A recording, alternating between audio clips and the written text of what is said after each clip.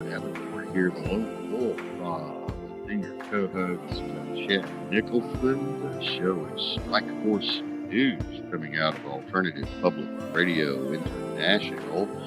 If you want to check our website out, it's all lowercase alternativepublicradiointernational.com. We're streaming live from Restream on YouTube, Facebook, LinkedIn, Twitter, and soon to be many more. So you guys tune in, be sure and share the show, hit the like button if there are any, and use our embed code to stream live from some of your platforms and pages and groups, and encourage your friends to do the same.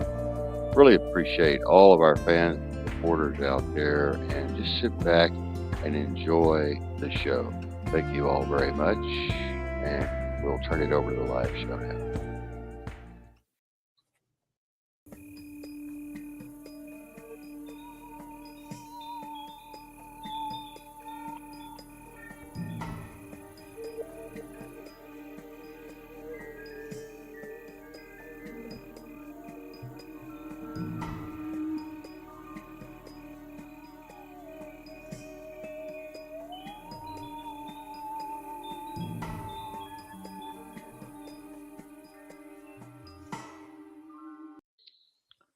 Well, hello, everybody. Chad just kind of freaked me out. I was looking off talking to my producer, and I looked back and I saw this picture on Chad's shirt, and I thought he'd metamorphosized or shapeshifted into something there.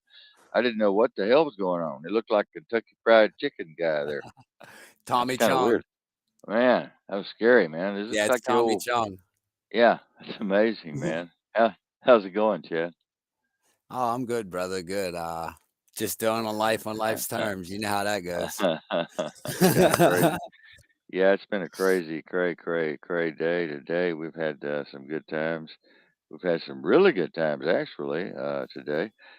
6:03 p.m. on the Pacific Northwest clock in some disclosed, some undisclosed location where we are here just off of the Pacific coast, uh, just west of the Mariana Trench in Hawaii. Uh, we actually can't see Hawaii from here, but we can imagine. 5/30/2028 is the date. What 2028? Where? What? Wait a minute. Wait a minute. Where am I? 30. 2023. It doesn't really matter anymore, does it? It doesn't matter. 2023. Wow. Yeah. Try to get Sarah on here. I'm trying to wait and kind of kick around, waiting for her to pop Yeah. in here. That's going to be kind of interesting to see her pop in here. She may have read that description of the show and the one last night and decided, oh no, I'm not going in there. No, no way. But no, ladies and gentlemen, glad to have you all here tonight. I mean, we're talking about doing all kinds of crazy stuff here. We got a music venue coming up, and you know me, I love that kind of stuff, and I'm just Chad loves it, Marion loves it. I want to say hello to our Facebook and LinkedIn and Twitter friends. We're not going OBS until tomorrow. We weren't able to get to that today. It's way too complex, and we were rushed today to do a lot of other things. And I have to go to the doctor tomorrow. I have to go to another doctor tomorrow to see my shrink, my head doctor, my shrink. They're going to shrink my head, and Chad's going to put it on his keychain. And so that's going to be an interesting experiment to go through. But yeah, OBS is coming up, and we'll be going on a lot of other platforms, pages, and groups, and channels, and spaces, and places. And Chad's been looking at the numbers, and things are really blowing up for us here and there. You know me, I never get excited about numbers, but every now and then, Marion will pop in and take a look like Chad does and say, "Oh my God, you're here, you're there, you're everywhere." You know, I don't know, but it's all good. It's all good. I'm excited. We're waiting for a guest to come with us tonight and kind of join us, and I'm wondering where she's at. This will be her last opportunity if she doesn't show up. I'll tell you that right now. I'm real strict about things like that. Uh, yeah, her child would have gotten run over by a car, or she would have had to have had her left leg cut off in a meat grinder or something because this is crazy like that. Well, remember, my account is hacked right now. She might have tried to get a hold of me. I don't know just yet. So. Yeah, I know, I know. I'm just being mean. I'm so mean. Oh, I'm mean. But ladies and gentlemen, tonight we're going to be talking about what is her name, Chad? Sarah Pruitt. Sarah Pruitt. Sarah Pruitt. Yeah, pretty Sarah Pruitt. Yeah, Marion's doing a little vetting here, checking, Yeah, she's see on what my she friends can list. find. Yeah, she's on his friends list. So go into hack Chad's account and go in there and look around, see what he's got. But tonight, ladies and gentlemen, we're going to be talking about consciousness, and we're going to be talking about the self. I think Chad and I have kind of fiddled and diddled around with that idea over the last few weeks, and been talking about self, the I, the me, the we, the us, and how complex all of this is. And prior to that, Chad and I have even had conversations about indoctrination and programming and propaganda, misinformation, disinformation, and how the brain is shaped, and how the mind is shaped, the brain mind connection, which we're going to be talking about tonight, in my terms from my studies and my hypothesis, uh, and possibly even theory. We might even get into the theoretical mind of Kyler Davenport, but I don't really like to do that because I don't like to draw those kinds of conclusions. I'd rather stick with the hypothetical than the theory. So even though it is empirical, I'd still rather stick with the hypothesis side of things. But consciousness is very complex. It's been called the hard question, and it is still called the hard question. It has been called the hard question since the Mayans and the Incas and all the Arturians and all of the rest, the Babylonians, the Syrians, and the Egyptians. It has been the hard questions all throughout the philosophical era, the era of enlightenment and the Dark Ages, all the way into the Industrial Revolution and beyond into this fourth Industrial Revolution that we're in now. So it's still the hard question. And very, very interesting to me, or I wouldn't be getting my doctorate in sociology. It's always fascinated me, this idea of mind brain connection. It's always fascinated me how the brain is an electrochemical powerhouse and how nothing really what would one would call conscious is going on in there at all. And it's completely amazing. I hear someone popping in here now. No video feed. Okay, well, Sarah, are you here? I can't open your mic up unless you get a video feed. Yeah, Sarah, if you can hear me, I need a video feed. You need to turn your camera on if you possibly can. I'll wait here a minute and we'll see what's going on with Sarah. Try to get a video feed in here if we possibly can. Marion, if you can get a message to her, tell her to turn her video feed on, her camera on. She'll need a camera, or I can't open her microphone up. Well, let me look at this here. Let me see if I can get a video feed from her. No, I can't do it either. I can only remove a guest or edit the name, and I don't want to edit the name. But yeah, ladies and gentlemen, while we're waiting for Sarah to get her video feed on there, consciousness is a very complex thing. It's a very mysterious thing. Consciousness itself, mind, of course, we'll be talking about mind. And we would not be, it wouldn't be a good show unless I started with some of my early alma mater professors, which is Sigmund Freud, of course. And it just wouldn't be a good show unless we went into some of the psychodynamics of Sigmund Freud. But you know, um, Sigmund Freud, the psychodynamic perspective in psychology proposes that there are psychological forces. Now, y'all are going to have to really listen to this tonight, okay? Because we're going to be talking about some other things kind of in between this. The sandwich has got the meat and the cheese and the, whatever else, the salami, the bologna, whatever. We're going to be talking about all this in between stuff here in between us. The psychodynamic perspective in psychology proposes that there are psychological forces underlying human behavior. Now, let's go over that one more time, okay?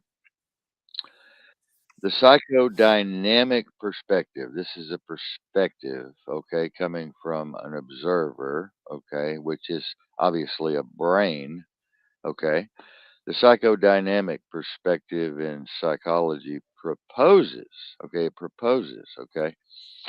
that there are psychological forces, okay, psyche, okay, psych, okay. There are psychological forces, okay, which would be material or non material, depending on your perspective of physics, underlying human behavior, feelings, and emotions. Now, the reason I'm getting so excited about this is because everything that Chad and I talk about concerning the geopolitical environment around the world and the financial systems and healthcare systems and distribution, manufacturing, mind control, technology, and cosmology, astrophysics, all of these things have to do with the ability of the brain to process information coming in from the external environment in some way, shape, form, or fashion upon some type of carrier. Okay. Some type of carrier. Let me go back and check to see if the psychodynamics are not there. Okay, good. Sarah's gone. Um, the brain has to be able to process this information that's coming in. But what you have to understand during this show is that this information is not coming in predefined. It's not coming in pre-described. It's not coming in as something that was understood prior to the carrier bringing it through the manifestation of and the carrier from point A to point B, which would be the brain. So the brain has to take this in through the five senses, which is the audio, the visual cortex, the kinesthetic, okay, the feeling parts of the body, the kinesthetics, and the smell, the olfactory, and the auditory has to come in. Let's see if she has a visual that I can turn no video feed. Okay, Sarah, tell her she has no video feed. She needs a camera, Mary. Please tell her to find her camera. Okay, get a Logitech or something going on. Whatever she has to do, try to get in here. So so the brain, you understand that everything that is coming in is just garble. It is not pre-described. It is not. It's preformed. It's preformulated, possibly preformulated, but it is in no way understood prior to it becoming a part of your particular space-time position. Okay, your space-time position or superposition, which we'll be talking about later. So the brain is taking all of this information in as far as we know, and we're going to get to that. That's kind of a twist. As far as we know, the brain is taking all of this in from the external environment and bringing it in through the five senses, okay? And it's filtering, it's analyzing through the neurons and the synaptic processes and the electrochemical process and all of the other massive, major, mysterious things that the brain does through computational factoring and through the calculative process that's going on, very complex calculative process. It's stratifying and it's separating and it's quantifying and it's qualifying this energy and frequency that's coming in. And it's turning this information into something that there is Sarah. There is, yeah, well, there we go. Hello, hello, hello. How you doing? Hey guys, finally, huh? Yeah, Yeah. you want to kick your volume down just a hair, giraffe. Kick your volume down just a little bit if you can. Okay. You All look right. you look very pretty tonight. Oh, thanks. So anyway, you got here just in time. I've started teaching on this very, very complex process of mind, brain, consciousness, self, the me, the I, the we, the us, and so forth and so on. So I will continue now that our guest host is here. Chad, would you like to introduce your friend to the world tonight? We are all over the world tonight. Yeah, people, good friend of mine, Sarah Pruitt. She knows her things. She wants to learn. She's here like everybody else. Great person to get to know. Find her out on Facebook. She's a good person to know. She's in my friends list. I'm sure you all will be seeing a lot of this pretty, pretty face, and I'm not saying that to be a dirty old man. You are beautiful, my dear. You are so beautiful. You are just wonderfully beautiful. And you have a face for television. You have a face for television. Yeah, YouTube. Same back to you. Ditto, ditto. Yeah. So, ladies and gentlemen, so you've got all this information coming in from the what we call the external environment. Okay, now I just use the word we. Okay, this is like I said, this is graduate uh, degree level education tonight. This is very, very high level doctorate degree stuff that I'm going to be talking about tonight. So buckle your seat belts and try to listen very carefully to what I am saying. Okay. You have all of this information. See, I said it again. You. See, you. I said you. So we're going to get to that later. You have all of this information coming in from multiple directions in the atmosphere. Okay, and it's coming in different frequencies, it's coming in at different energy levels, it's coming in at different trajectories, it's coming in at different momentum and angular momentum and attenuation levels, and it's coming in at different frequencies and energies that are combined together, and also in superposition. We're dealing with quantum physics, so you're dealing with superpositions, and we're dealing with particle physics as well as waveform theory at the same time. We know that there are no such thing as particles. Particles. We need to get rid of this idea of particles. Okay, we need to just shake that. Okay, because it doesn't exist. Particles do not exist. Okay, everything is a wave. Okay, you can look at everything as a wave. Now when I say a wave, you have to expand your imagination into this universal consciousness of this massive wave.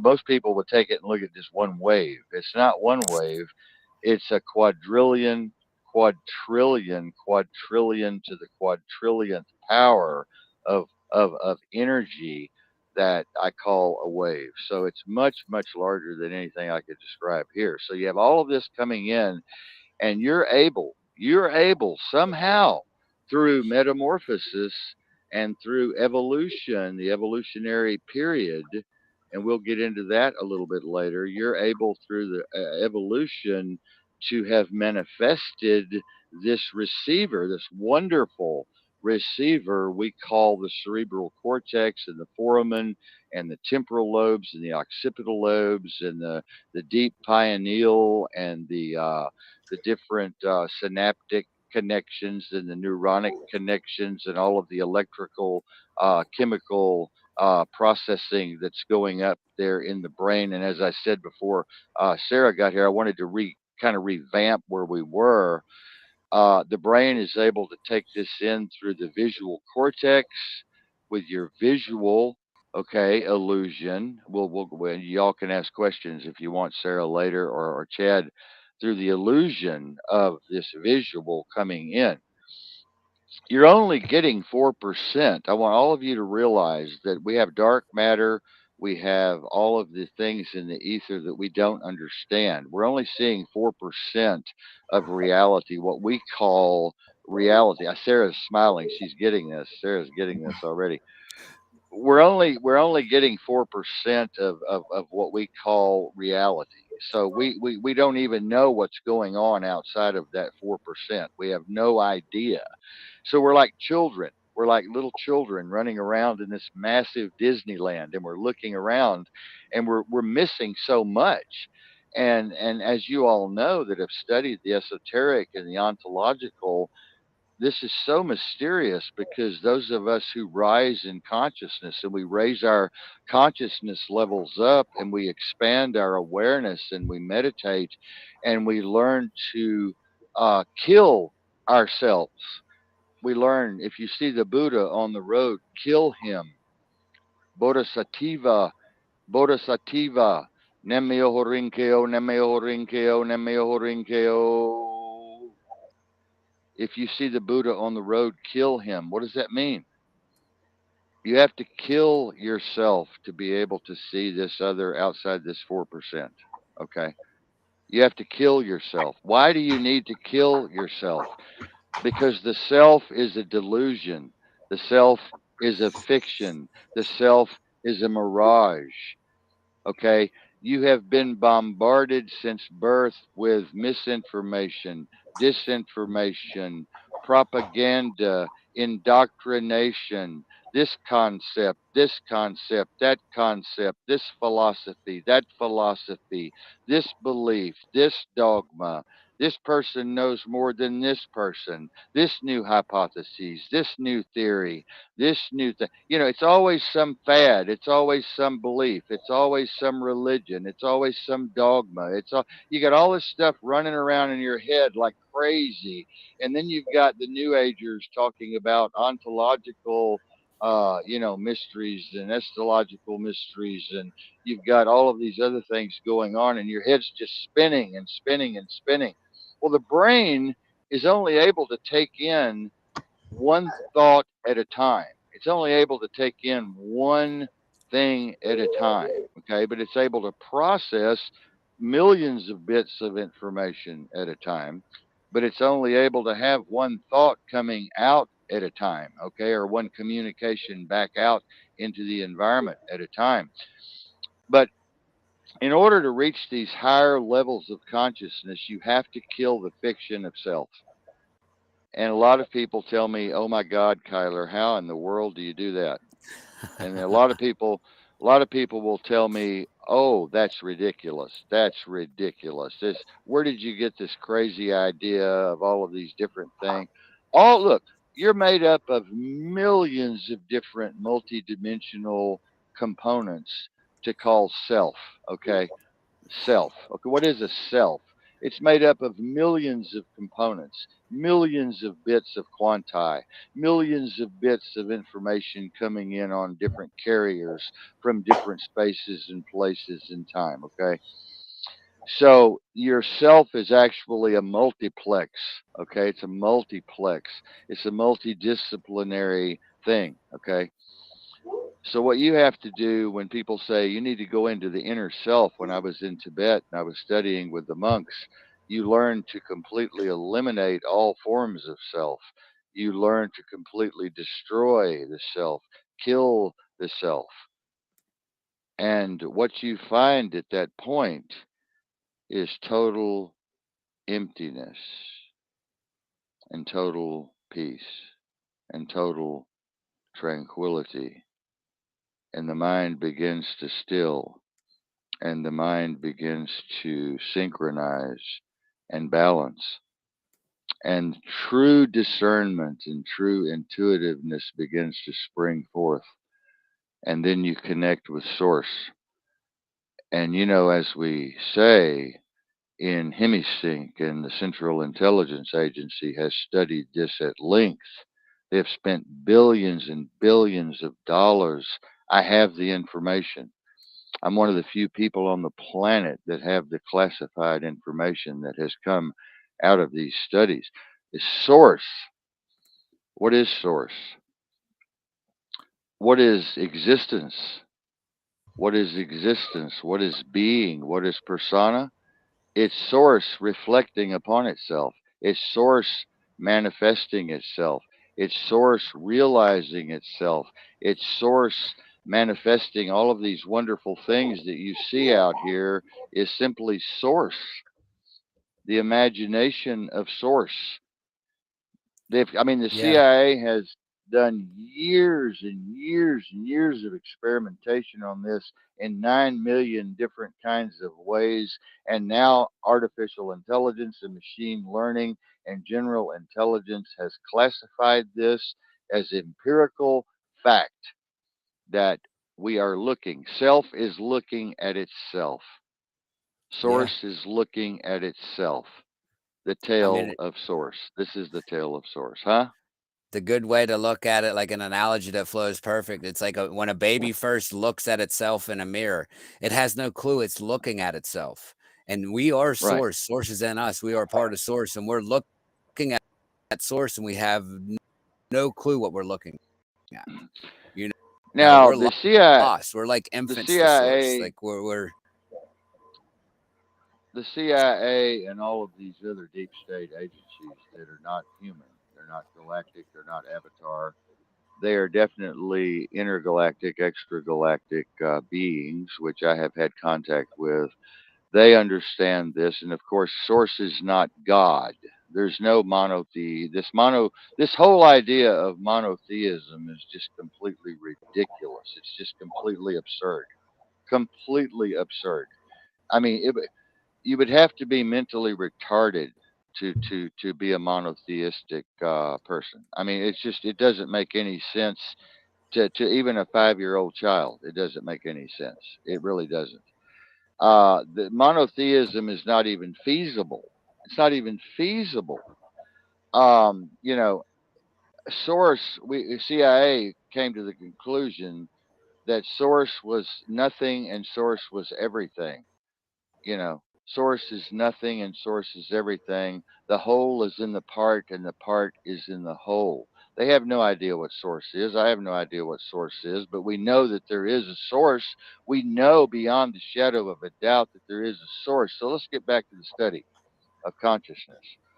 Now, Sigmund Freud, as I always like to bring up, the psychodynamic perspective of psychology proposes that there are psychological forces underlying human behavior. Blah, blah, blah, duh, duh, duh. We know that. Feelings and emotions, right? Psychodynamics originated with Freud in the late 19th century. We all know that, who suggested that psychological processes are flows of psychological energy, or what we call libido, the libido in a complex brain. So it's psychological processes or flows of psychological energy or libido in a complex brain. And in response to the more reductionist approach of biological structure and functional psychology movements, the psychodynamic perspective marks a pendulum swing back toward a more holistic, here we go, with CIA, a more holistic, systemic, and abstract concept and their influence on the more concrete behaviors of action. So we've moved away, finally, science has moved away from the physical, the material, to the esoteric, okay, to the esoteric, to the ontological, okay. Freud's theory of psychoanalysis assumes that much of mental life is unconscious, which it is. Most of your day is completely unconscious, okay. 80% or more of your day is unconscious, okay. Past experiences, especially in early childhood, shape how a person feels and behaves throughout their life. I would like to get a comment from Sarah here in a minute, and you, Chad. We've talked in depth about this. I have taught in depth about we are a manifestation of our experiences. We are only, that is all we are. Our perspectives have been shaped and our focus has been shaped and our belief at this moment, this now moment, which we're going to talk about in a minute. There's no past, there is no future, there never was, there never will be. There's only the now moment. There's only the now moment. And that now moment is in the eternal calculation or the infinitum calculation, that now moment. So everything happens in the now. So, how are you shaped? How is your perspective shaped from a child coming out of the womb with people going, "I do, gubby, gubby, gubby, gubby, gubby, gubby, gubby, gubby." So you come out meeting all these crazy people, and you're like, "What in the hell are they doing?" You know, and so you start with crazy people, and you end up with crazy people. Okay, in most cases. Okay, you're not growing up in a Tibetan monastery for sure. You're not growing up with Sadhguru. You're not growing up with Tony Robbins. You're not growing up with me. You know, I'm a master yogi. I'm a sage. I'm a shaman. I'm a master teacher. So these people are growing up with the Three Stooges. Wow, these kids birthed right into the Three Stooges network. So, what do you expect? You know, these kids are going to be fucked up. They're going to be psychotic. They're going to be disillusioned. They're going to be mixed up. They're going to be confused. They're going to have psychosis. They're going to have ADHD. They're probably going to be put on psychotropics or take a vaccine like mommy and daddy. They're going to eat garbage for food. They're going to go to McDonald's and eat human fetuses like we talked about the other night. You know, all of the McDonald's food, all the Burger King, all the food you eat's got human fetus in it. All of it's got aborted fetal tissue in it. You're all cannibals. You're all cannibals. So what do you expect? Okay, they figured over 24,000 toxins, environmental toxins and poisons are surrounding this child as they come out of the womb. And they're born with over 400 poisons and toxins when they're born. So they're already practically dead when they're born. Okay. They're already sick. Okay. We've already killed the child before we've even had the child. Okay. This is amazing. This is amazing that people haven't figured this out yet. Okay. So the child is already limited and decreased in its potential to become a fully aware, highly conscious individual. They're already limited. They're already decreased. They've already been broken. They've already been beat down. They've already been toxified. They've already been poisoned. And they've come into this culture of dysfunction and psychosis and confusion. Would you all like to make some statements, Sarah? Would you like to come in here and say a few things? Yeah, no, I absolutely. They go and get you out the get-go to try to calcify pineal gland. A lot of people aren't aware of what's actually in the shots and about all the cannibalism and the fetuses that do come in, the things that you get because and whether what gender it is. Yeah. Oh. And it to take it back to you I want to think about what about we all you have to give me a my kid's climbing right up here and I'm That's okay. Take your time. Take your time. You're fine. You're fine. It looks like she might be lagging out. Let me check her and see where she is. She's here. No, she's here. You're here, Sarah. She's frozen for a minute. Yeah. Okay. I'm loving her comments. Chad, would you like to comment on? There she is. There she is. There she is. Let's let Sarah finish while we got her back because they're really messing with us tonight, Sarah. The deep state's really messing with us, Sarah. Yeah, I'm not really sure what everybody thought, but yes, they try to go right for your third eye is right out the get-go. They surely do not like you having that. Kids have a special type of magic that they try to go for, control you from there on out. The programs, kids are very impressionable, and they know always people try to say, do as I say, not as I do. But kids is kind of like a monkey. They see and they do exactly what they see. And so without all the good role models about the truths out there and the hidden knowledge, we're not aware of what's really going on, what the kids are not for the highest in love. It's actually very lustful and goes against the natural law, which they have a lot of man-made laws, and they're not people aren't very aware that that's not actually something that they need to abide by, because it isn't from source. And I wanted to throw in a little fun fact about something you mentioned last, about what you said about babies and not knowing when they first come out. They still think that they're a part of source. Actually, that's very true, because for the first like 8 months to a year, babies and the mamas still think that they're part of one and the same. And what I like to believe would be that's something that they like. Excuse me.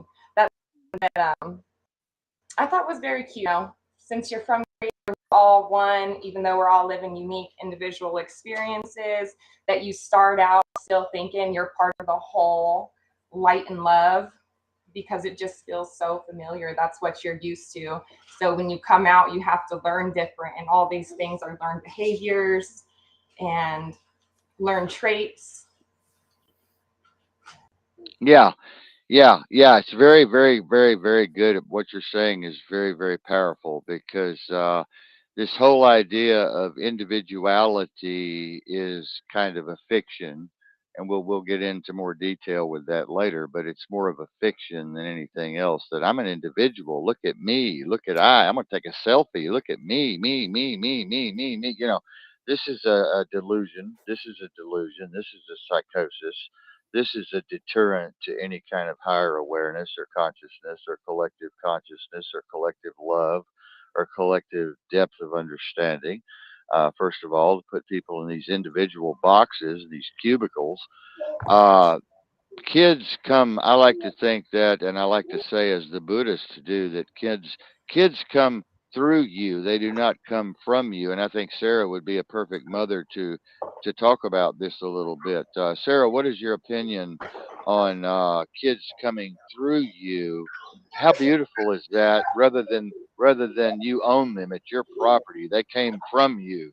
They didn't come through you. They didn't flow through you like water. They came from you.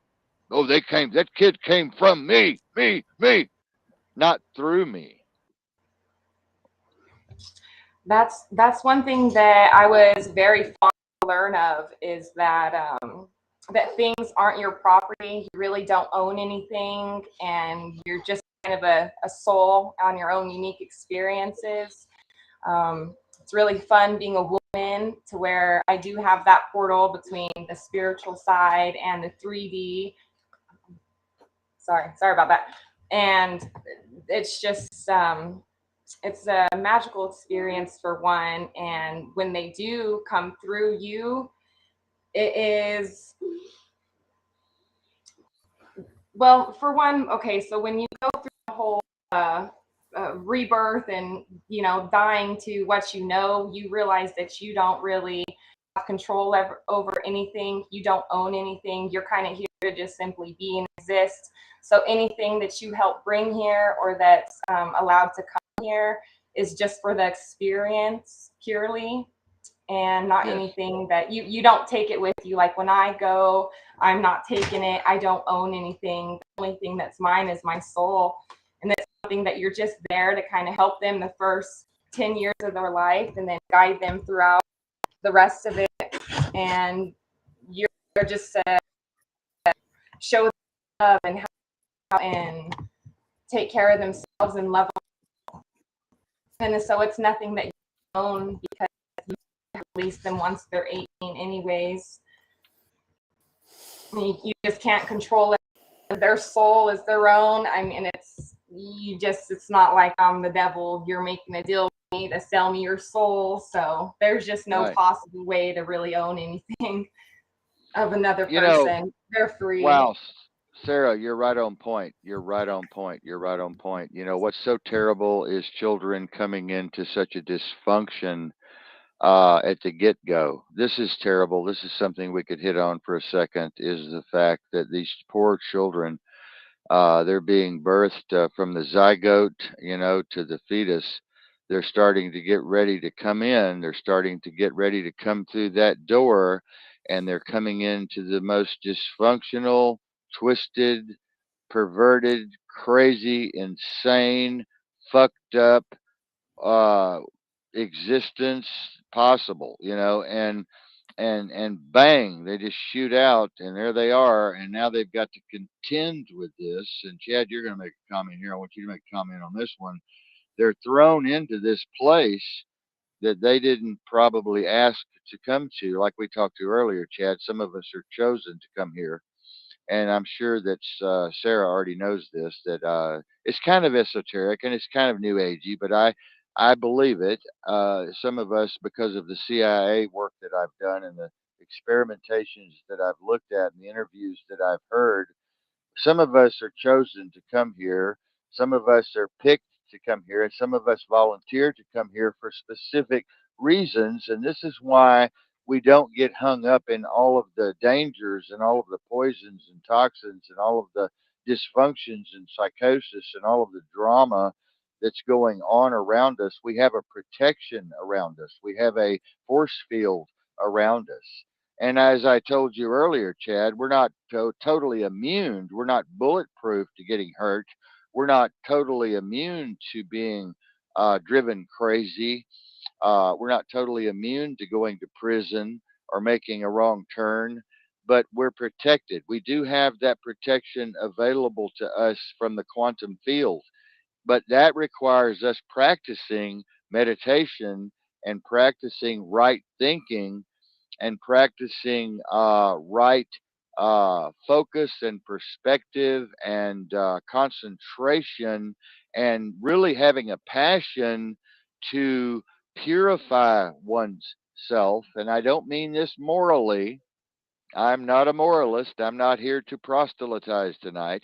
I just mean that you need to keep yourself pure and you need to keep your mind open to the multiple perspectives that are far above and beyond this elusive time space time continuum illusion that has been uh, put upon us down here. I always say down here because I'm always thinking about higher frequencies and lower frequencies.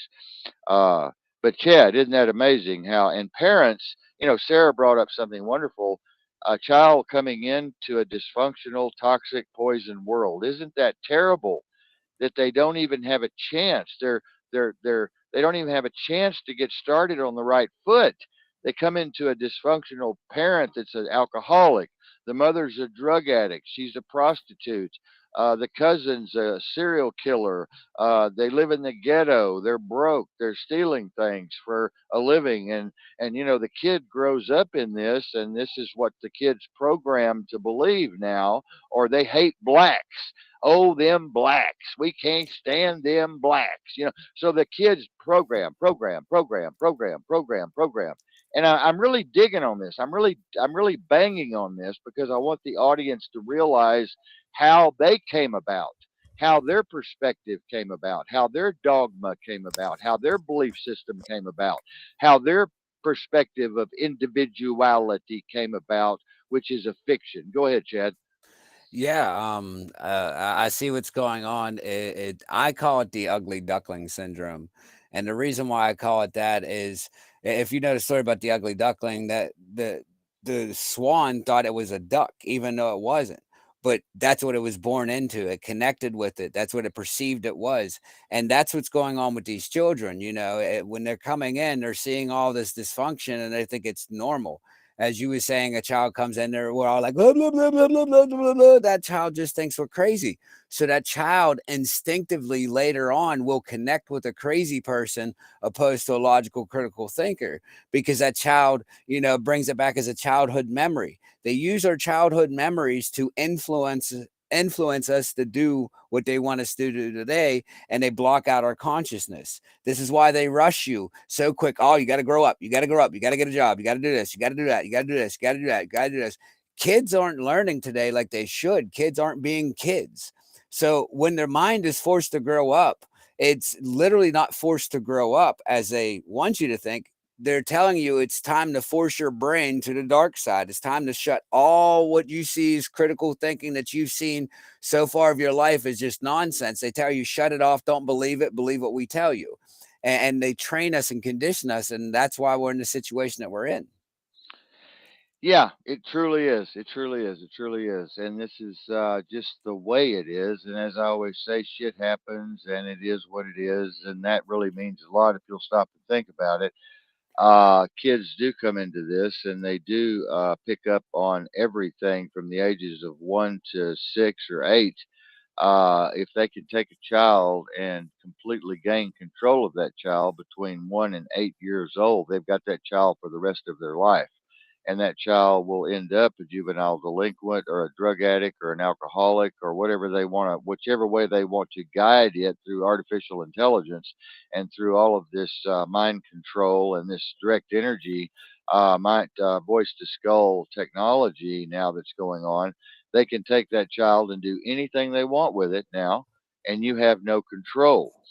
And now that the WHO has taken over, that's really going up the ladder into a place that is so dangerous and so deadly. Now that they have our children exactly where they want them right now. They have the children exactly where they want them, and they know this beyond the shadow of a doubt, and they know that there is no way for us to rescue. There is nobody to rescue the children because everyone who should be on the rescue team is sick and dysfunctional and psychotic, and they're carrying around all this baggage with them, and they're mixed up and they're confused and they're afraid and they're unconscious. They're running around in their unconscious, and so the child is not going to have a chance to sit with someone like you said, Chad, a guru or a sage or a yogi or a shaman. They're not going to have a chance to, every now and then you and I talked about homeless people who have come out of the ghetto and made millions of dollars. That's a very rare circumstance. That's a very rare circumstance. Most of the time, children will follow in their parents' footsteps. Most of the time, parents. You're back. Yeah, you're back. Great. We missed you. Um, Most of the time, children will follow in their parents' footsteps, and they will do the same thing. They'll become a Catholic if their parents are Catholic. They'll become alcoholic in some cases if it's a genetically type of integrated thing. If it's a deoxyribonucleic thing or an MRI thing or a CRISPR thing or if it's a mind control thing or whatever it is, genetic, you know, they'll follow in the parents' footsteps. Every now and then, a child will be grabbed by someone like Sarah or me or you, and they'll be taken out somehow, and you can change their mind, you can change the course of their life, you can bring them into a different way of thinking, a higher consciousness, a higher vibration, a deeper love, more discernment, more intuitiveness. That's what they need, but they're not getting those examples. We don't have enough of those examples, and we do not have enough of those people that are brave enough to go in and rescue these poor children from other parents because the other parents will say, fuck you, leave my kids alone. Don't tell me how to raise my kids. If I want to raise them to be little juvenile delinquent punks, then that's what I'll do. The people are crazy. People are crazy. You know, eh, a lot of these parents don't have sense enough to realize that they're living in a sewer and that they need someone to reach in and pull them out of the sewer, and rescue them. And there's a lot of rescue people out here, but we've gotten afraid. We're afraid to reach in and help these people. We're afraid because they'll call us a pedophile, us men. they'll say, "Oh, you're a pedophile. You're after my child. You're a pedophile. You're crazy. I'm calling the police." They're and if a mother like you, Sarah, does it, they'll say, "Oh, you bitch, leave my child alone. What are you trying to do?" So it's like we're stopped. You agree, Sarah, that we're kind of we got a wall there up to save the Yes, children? yes. Oh, yeah. And people don't really know how to take constructive criticism. For one, when you want to help somebody out, they take their perspective is from a lower frequency, which is feeding the bad wolf more or less the dark. And when you do that, you're at a low frequency. If you're more light and love, you still go through challenging times, rough patches. You still have your emotions because you're living the human experience, but you're able to have a higher frequency. And it's all about intention and tone. You can come off with all the light and love trying to help somebody, but if they're in a low vibration, they're going to see it as you're telling them that they can't do anything right, that they're going to think that you're telling them that you're wrong and that I'm right, instead of saying that there's a couple truths to the situation, there's a few perspectives. Maybe what you learned have got you all the way up to this point, but it's not, it's obviously you're hitting a stone wall right now. So it's best to change perspective. And if you're giving people ideas, trying to help them do that, they don't always take it as well.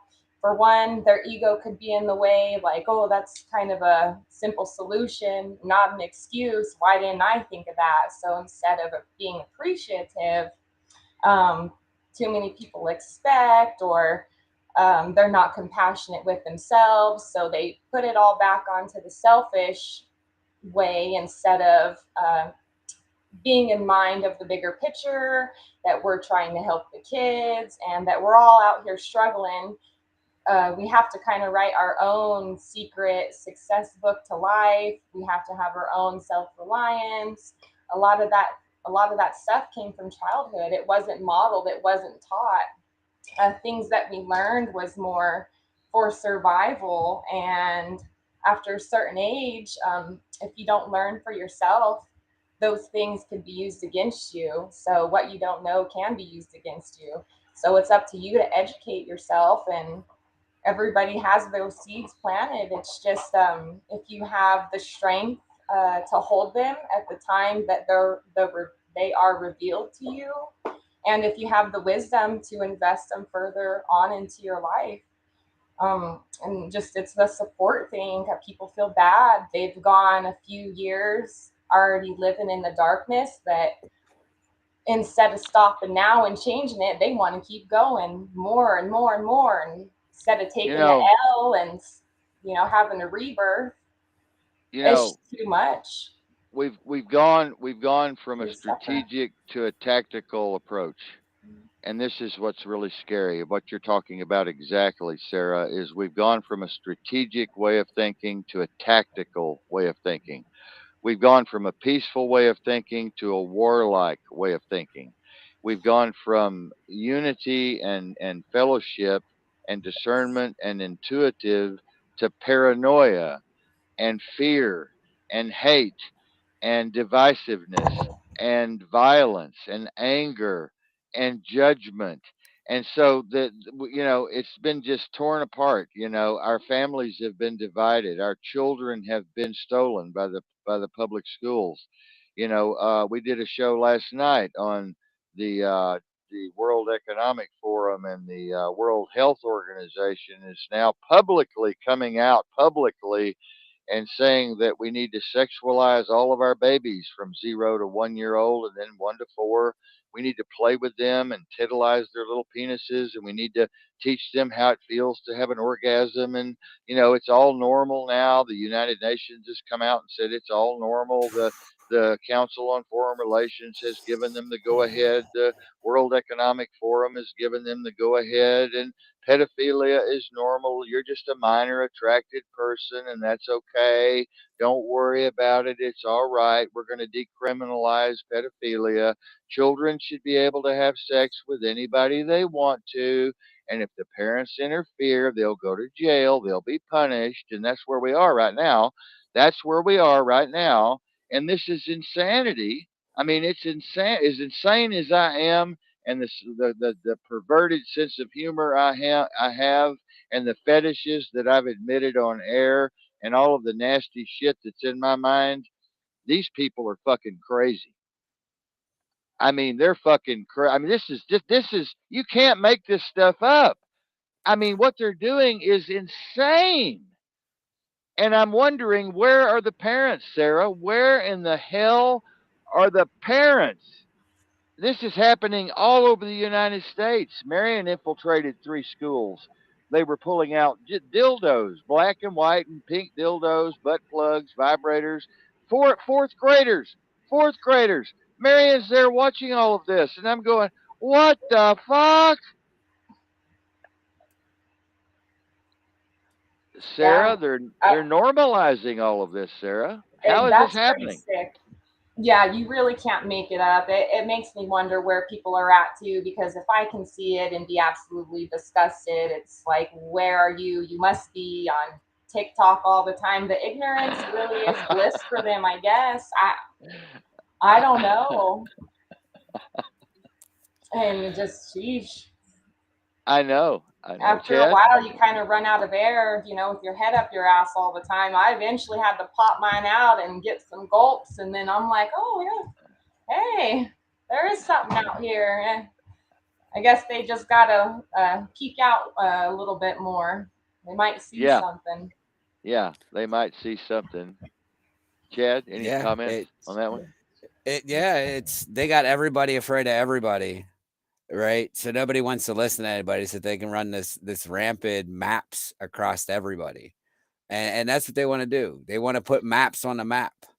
That's why they call it that. And they're all Find into an it because attractive person. yes, because they know that when they take everything and you own nothing, the only thing that you have that is a barter system is your child. And this is what they want. Oh, you hungry? You didn't get enough food this month?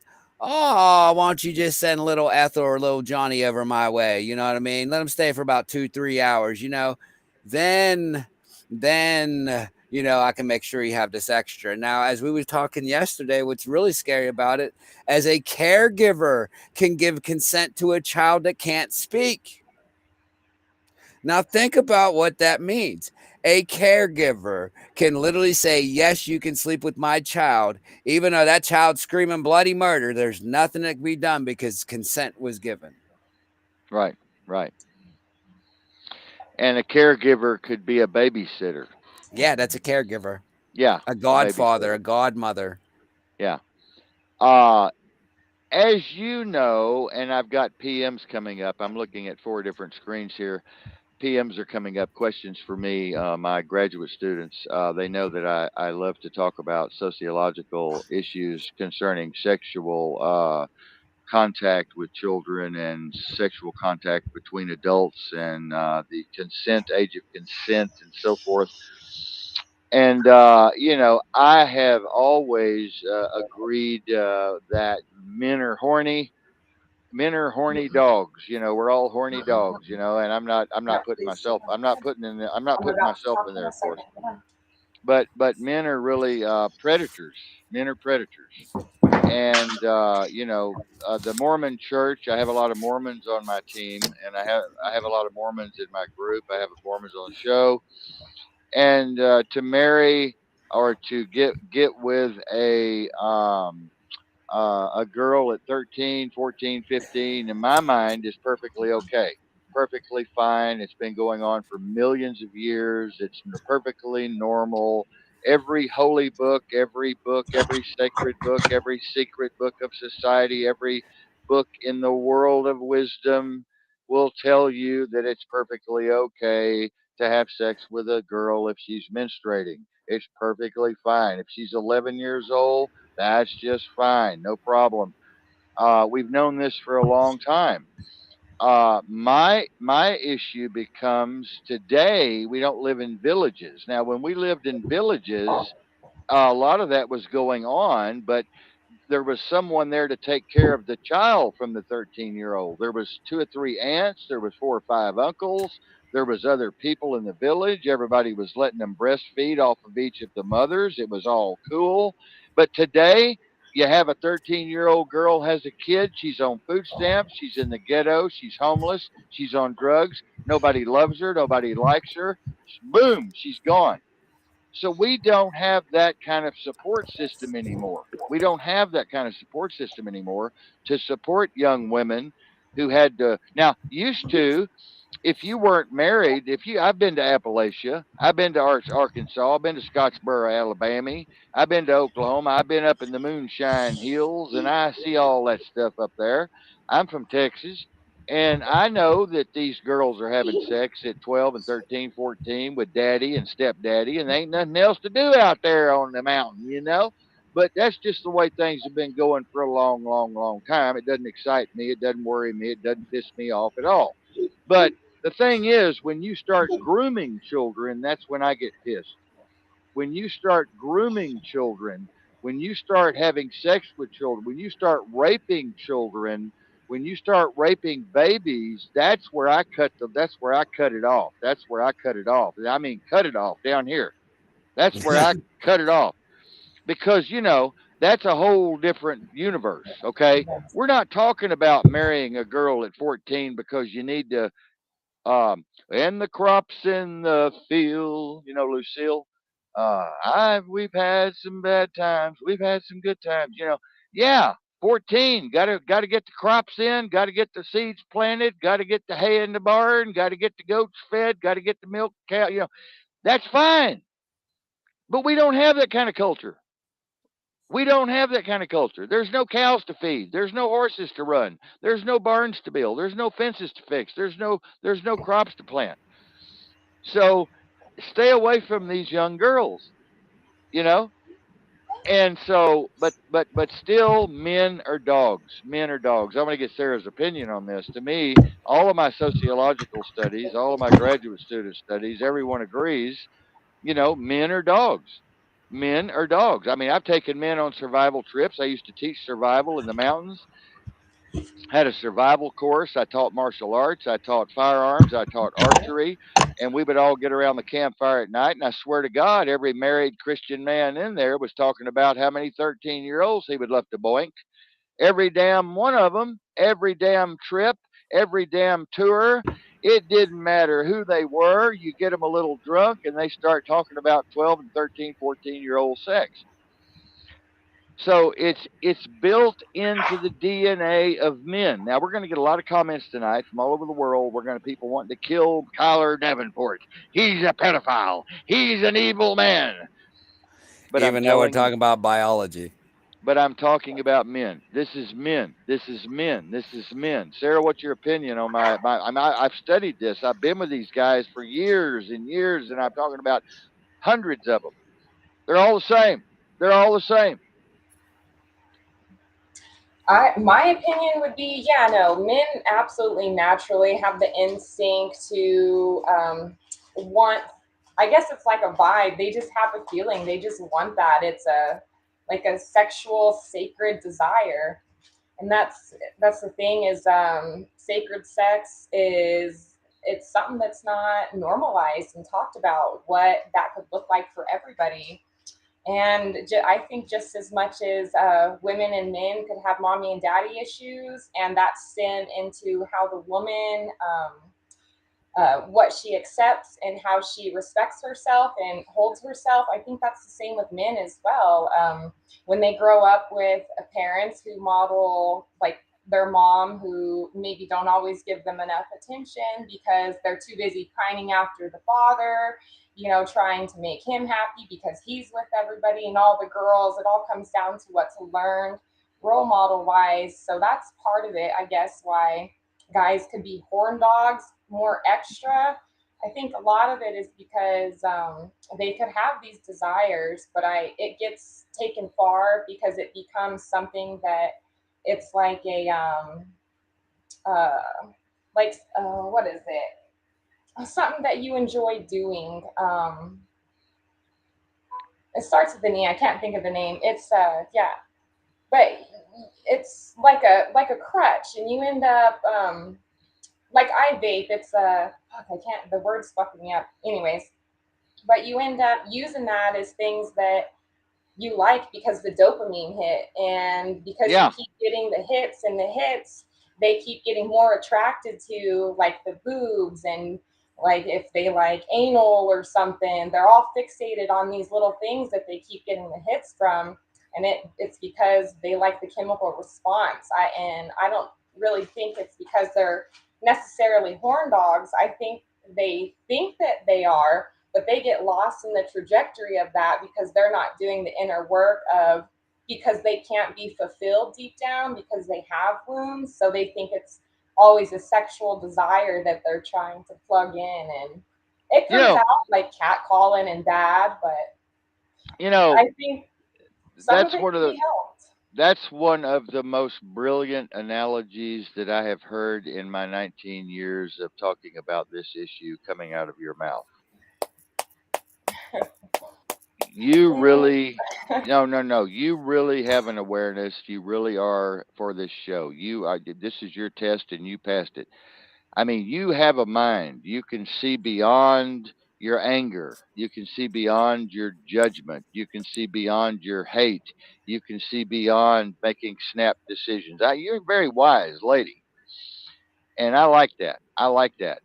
The men that I counsel with, and I've counseled with several hundred, tell me that it's all about the fresh meat, the innocence. They emphasize the innocence of the girls 13, 14, 15. They emphasize the taboo-ness of it all, the secrecy of it all, the excitement of the fresh meat, the fresh girl, the innocence. They keep saying innocence, innocence, innocence, innocence. They keep saying it's new experience. It's a brand new piece of furniture. It hasn't been used. It hasn't been abused. It hasn't been twisted psychologically, and it's just a turn on, and it's a taboo. I think it's. So you understand what I'm saying? You see what I'm saying? I think so, yeah. And guys just as much have it just as hard financially and emotionally too. It's they want to feel that protection and that want as well, that and those things are good. You could definitely very much be attracted to that. But once you do the healing, just think about how much deeper you could feel it as well. So they're only going to the halfway mark, still thinking, oh, this is great. This is like all the whole fireworks, the show and encore and all that, when it's still yet only half, and like, well, maybe you'll figure it out, maybe you won't. Well, before we okay, let's switch to women for a moment. I've done a lot of studies, sociological studies, and analysis and psychological studies of women. Women have those secret desires, and women have those secret taboos, and women have those secret fetishes, and even women like you who would not portray it here on air, but you all have a dark side. And there's that piece of you that could be brought out by a guy like me, for instance, who's a master of women. I'm a master of women, and I've just been able to get women to do things that God couldn't get them to do, and it's just amazing. And women all have this potential. They have this potential in there. They have this energy in there, and it's just got to be tapped in just right with the right man, and boom, it comes out. And I'm not going to say what it is because it's too nasty for this show, but you know a lot of couples that I counsel, and I mean a lot of couples, the guy will say, tonight you be 14 and I'll be the babysitter. Or, tonight you be 13 and I'll be the babysitter. Or the wife will say, or the girlfriend will say, oh, why don't you just be the little boy and you go knock on the door and you act like you're lost and I'll bring you in.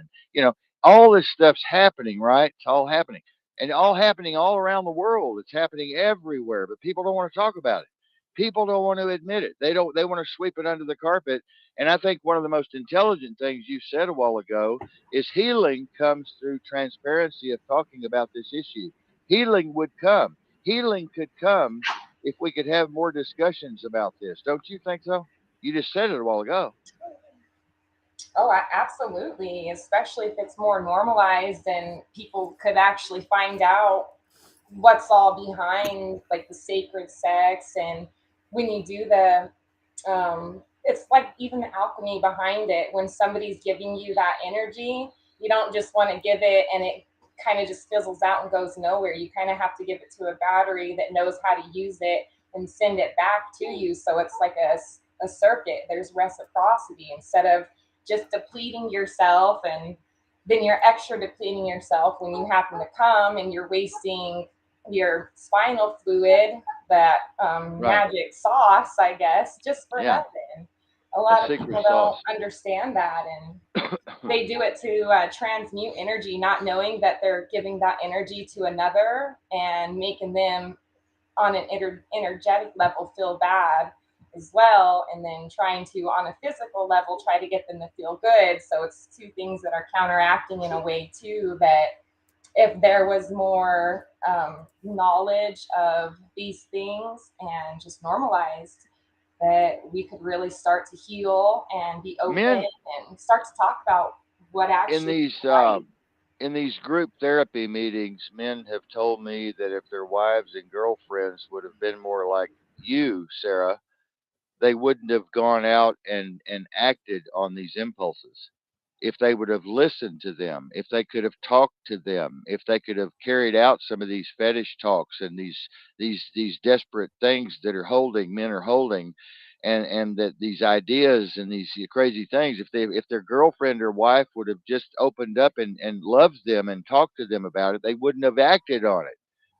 That's important, right? I think that is important to, know what somebody's even going through too when they made those choices. But if they had any life problems, was it a midlife crisis?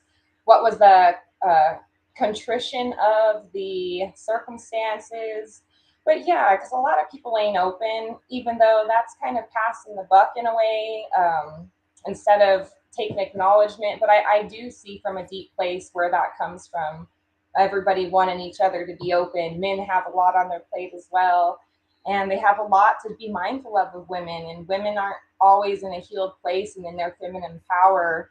A lot of times they are very insecure. So even when a man loves them in the beginning and they're happy with that, they'll constantly down themselves, which just hurts the man's image in his head. And you're just messing with that instead of owning just what you got and being in your prime, in your power, knowing that Yeah. that's going to attract the right things.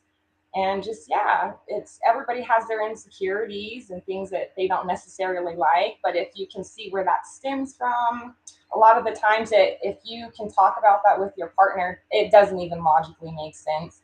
A lot of the times that would help the situation, and you guys would feel bonded and connected to where Yes. the sex right after could be even deeper. It's just Exactly. everybody's waiting for a help me, and love me when you just need to be the one to do it. And Exactly. that's Exactly. just all it comes down to, is if you're wanting somebody to do that, then you need to do that and show them how it's done. And then if they can give you Exactly. the same in return, great. If not, then everybody's worthy, but sometimes they're not always worthy of your energy. If you're doing the work to grow and raise your vibe, then you just can't have people sucking you down. We're good. Chad and I are good at switching gears here. I was into this highly graduate thing on consciousness, and then we moved to this. But actually, it's tied together. It's all tied together. If people will just connect the dots, it's all tied together. What we're talking about. Um, you know, people. Um, People need to find best friends. Chad and I have talked about this. I talk about this all the time. Men need to look for a best friend. Best friend. I have a best friend here. She's Mary. I want you to meet her sometime. She's my best friend. 25 years. My best friend. We're not. I don't even want to use that M word. Ooh, don't use the M word.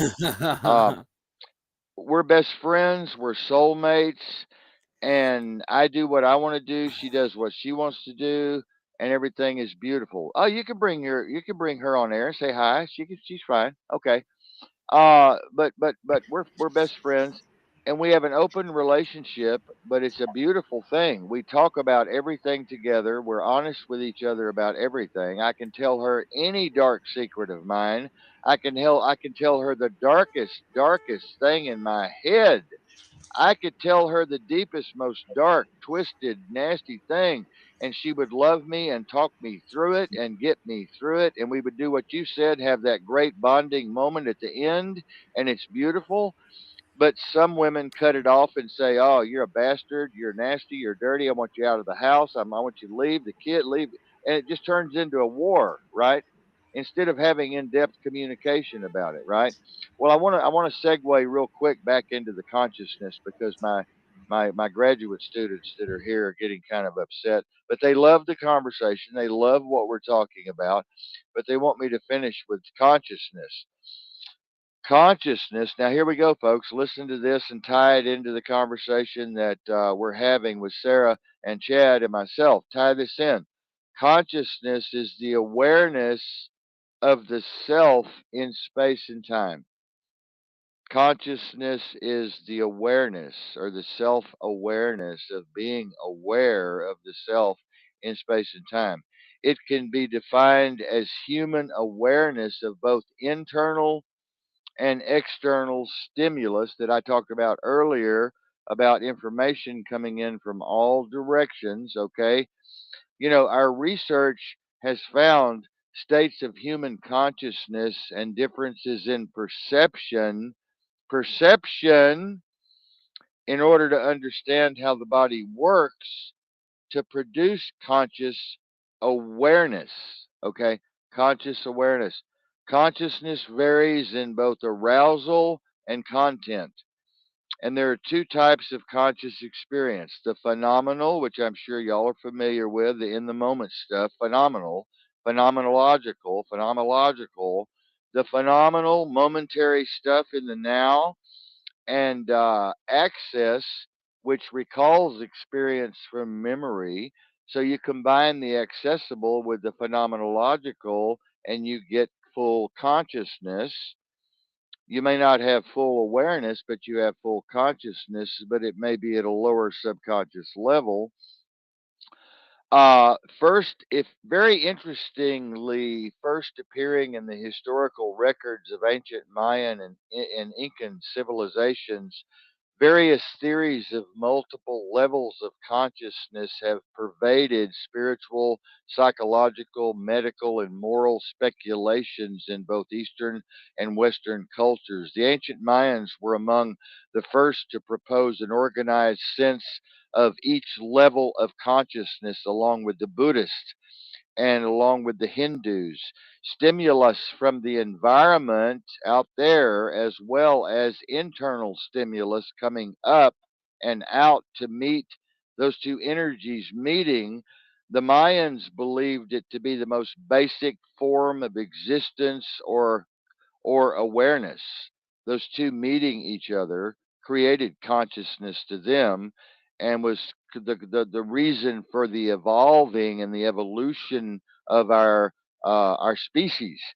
The Incas, however, considered consciousness to be a progression or an evolution not only of awareness but of concern for others as well, and how to treat others based on the input coming in from multiple dimensions and spaces and places and other avatars and other people and concepts and philosophies and dogmas and religions and other attitudes and concepts and perceptions. So I think I think the Incas really had it better. I think they really had a better focus of what I teach, which is this multi-dimensional, multi-directional input coming in from everywhere, and then the brain having to make a decision as to what to run through the filters and where to put the short-term and these long-term thoughts that are going on, and to create all of these behaviors and attitudes that we possess that make us do the things that we do and go the places we go and have intercourse, communicable intercourse with other beings and other avatars in our surroundings and our existence. And as you know, I'm going to say this and then I'll let Chad make, I hope he's been taking notes. Sigmund Freud, I'm not a big fan of Freud, but Sigmund Freud divided human consciousness into three levels of awareness. And I know all of you have got this, most of you. Conscious, pre-conscious, unconscious. Okay. Conscious, preconscious, unconscious. Okay. Each of these levels corresponds to and overlaps with Freud's idea of what? Id, ego, superego. Okay. Conscious, id, ego, preconscious, and superego, unconscious. The conscious level consists of all those things we are aware of in the now moment, right now, including things we know about ourselves and our surroundings. But how did that happen? How did that happen? How do we know anything about our surroundings? And how do we know anything about our external environment? I want y'all to think about that yourselves. Misinformation, disinformation, programming, false flags, dogmas, religions, fictions, lies. The preconscious consists of those things we could pay conscious attention to if we so desired. The preconscious.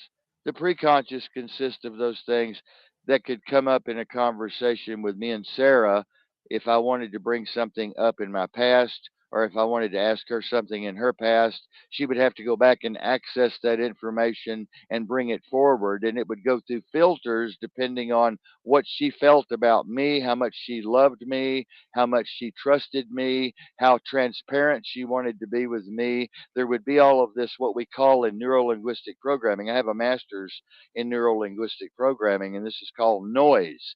So, consciousness with Sarah would be there would be noise between pulling up this stimulus, pulling up this experience to relate to me, the other avatar.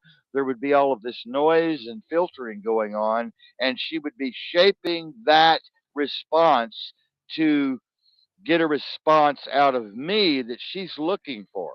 Okay. I hope that wasn't too far over everybody's head. I'm going to ask Chad about it in a minute.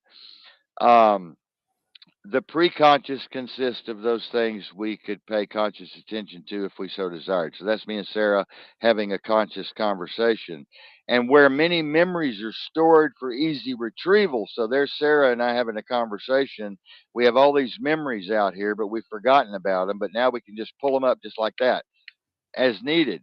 So Freud saw preconscious as those thoughts that are unconscious at the particular moment in question, preconsciousness, but that are repressed and are therefore available for recall and easily capable of becoming conscious, but some people would prefer to keep them buried. The tip of the tongue effect, keep them buried. These are unconsciously unconscious psychosis. I want to keep it buried. I want to keep it secret. I don't want to talk about it.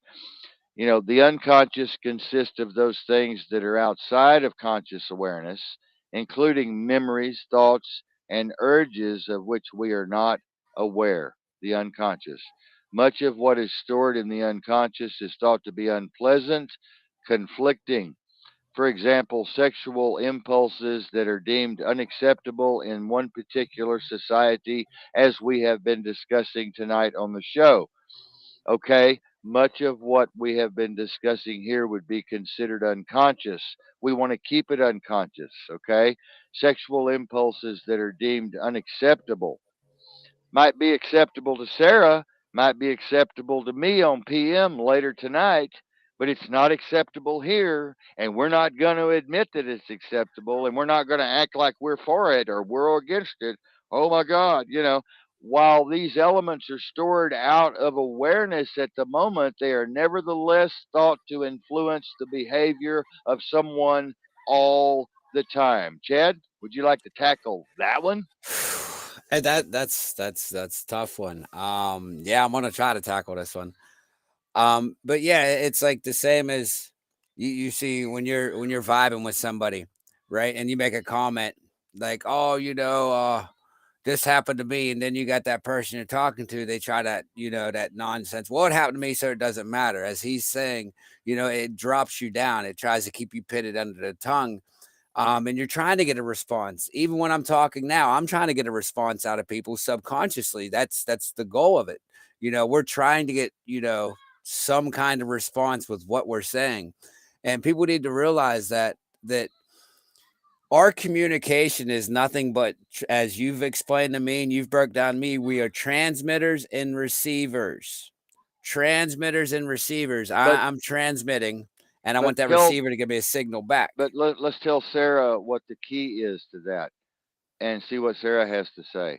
Sarah, Um, as a master in neurolinguistic programming, one of the first things you learn is that the understanding is not in the mind of the transmitter at all, but of the receiver, not of the transmitter at all, but of the receiver. So there's actually two sets of understanding going on.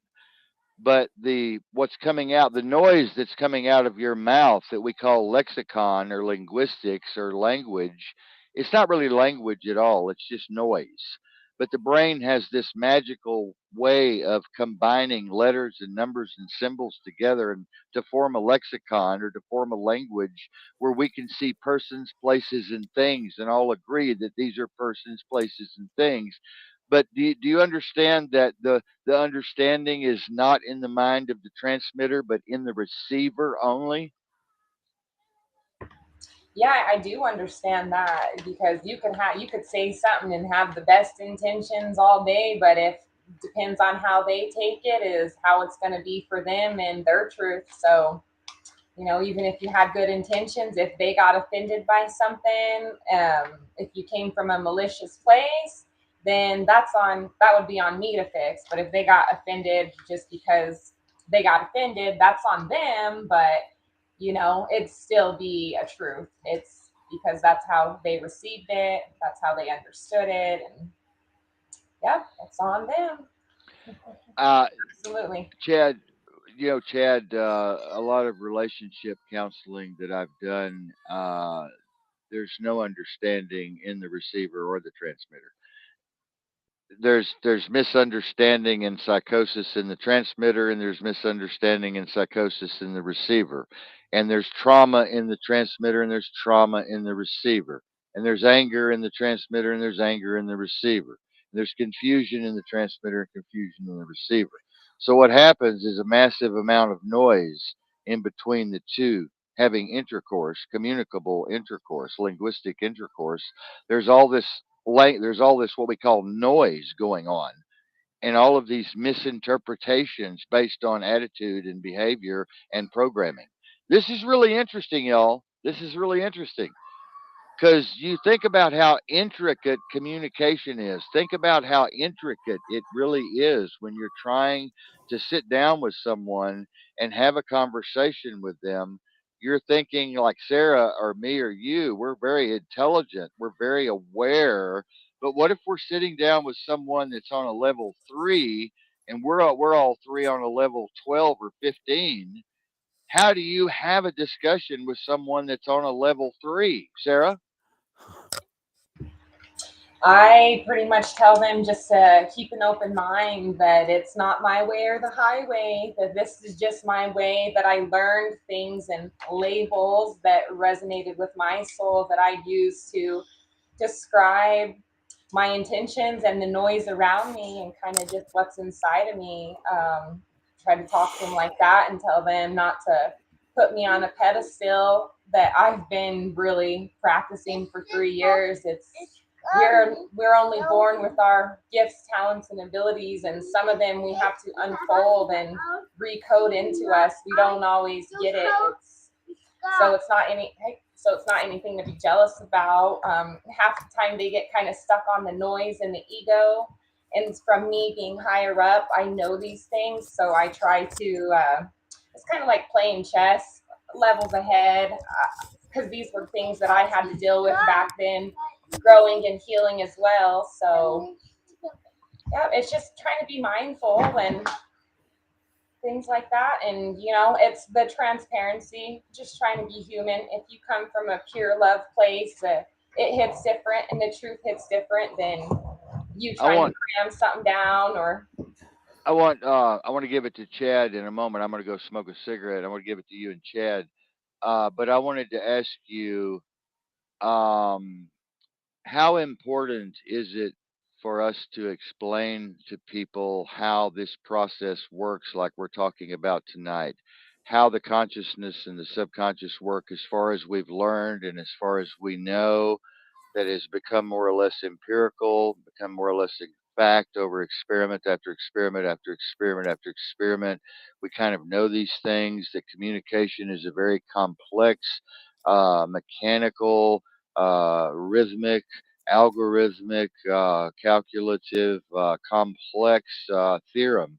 And we don't totally understand it, and we don't totally understand the lexicon or the language and how it's processed and everything. So, how I want you to, while I'm smoking, to talk about how complex communication really is. And Chad, you and I have talked a lot about this. I want you to get Sarah on some of this.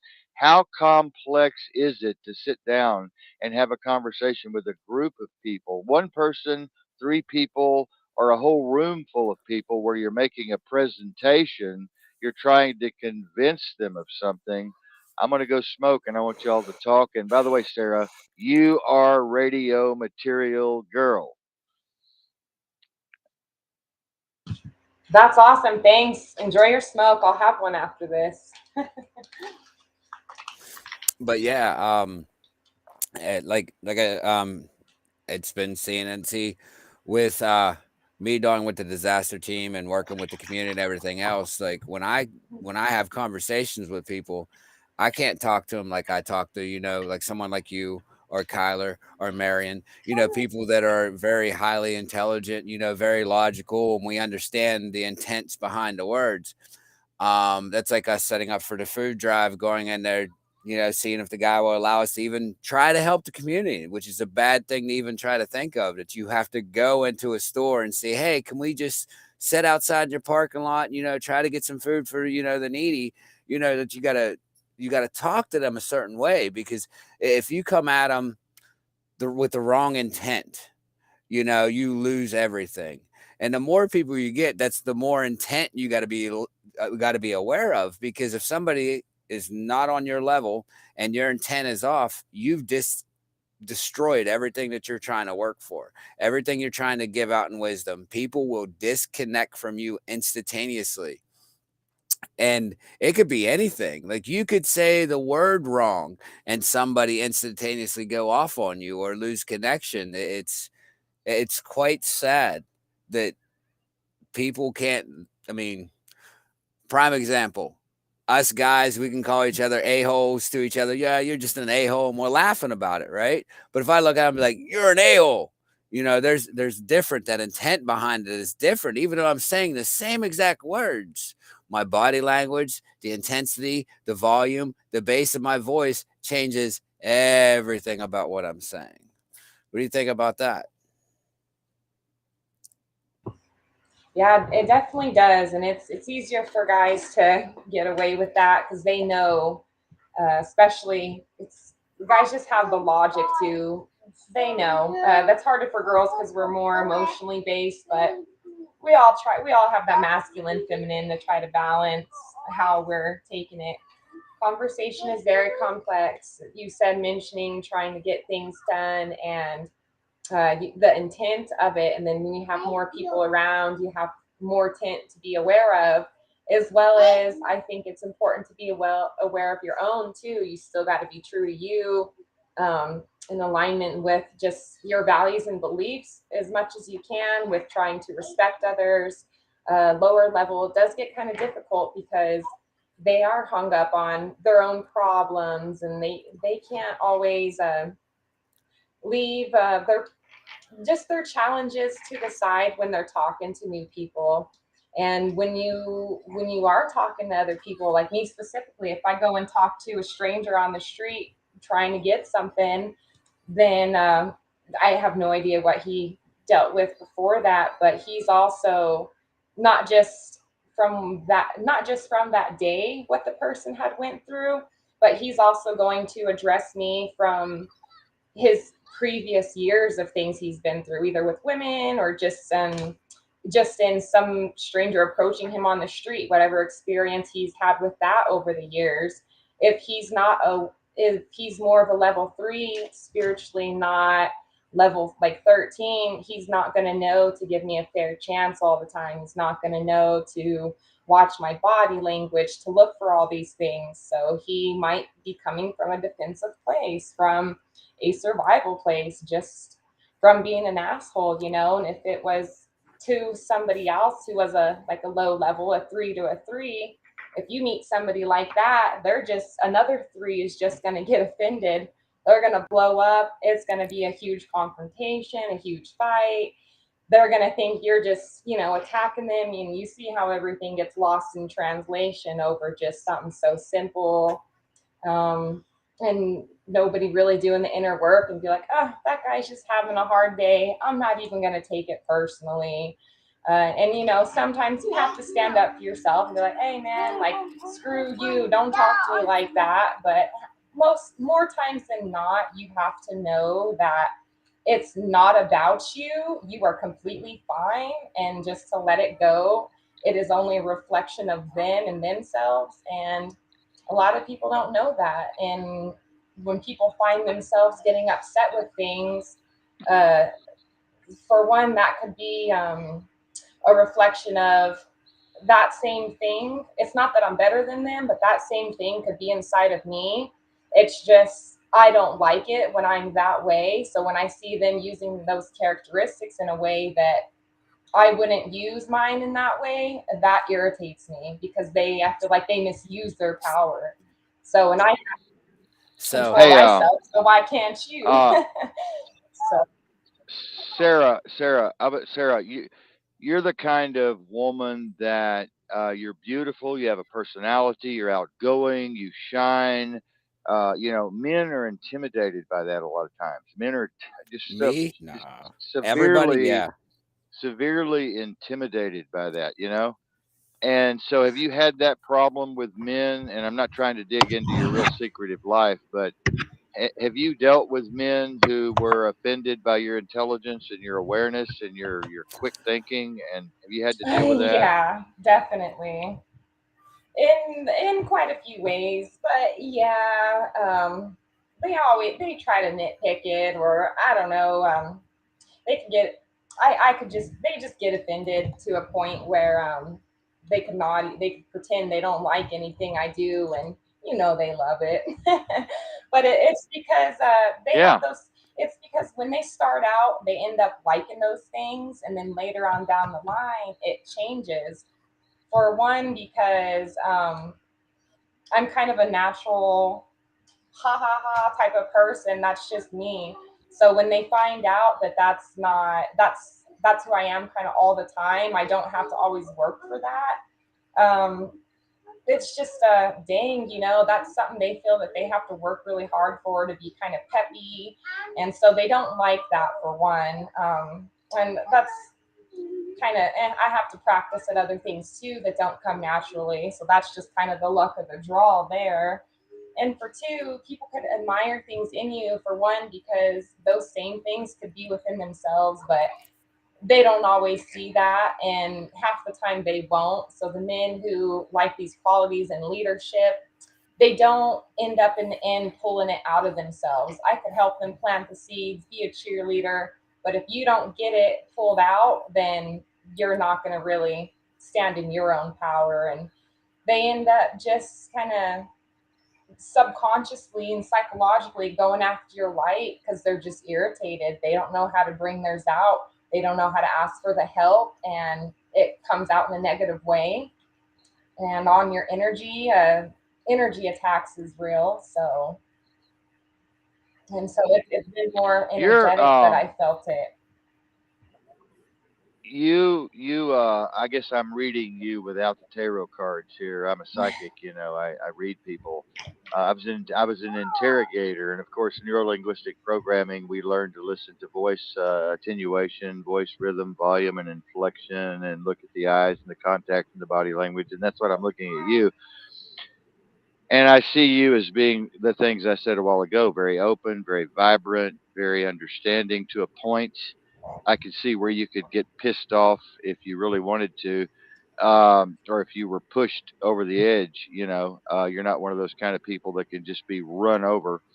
And I feel like somebody's tried to run over you in the past, and that didn't work at all.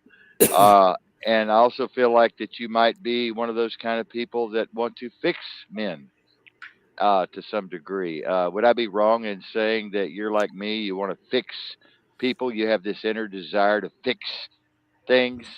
I don't, maybe not so much fix. Maybe kind of just tinker around. Their lights flickering. I feel like if I just hit it just right, it'd be shining. But no, I resonate with you in the way of you said on one of your videos that you did that you had like a couple silver pieces and that you would just give them away to people in a hard time to just give them some comfort in this dismal type of hell Yeah. that that we're in and that you kind of create for yourself in a way when you get lost and trapped. And I've been there. It sucks. It's hard to get out.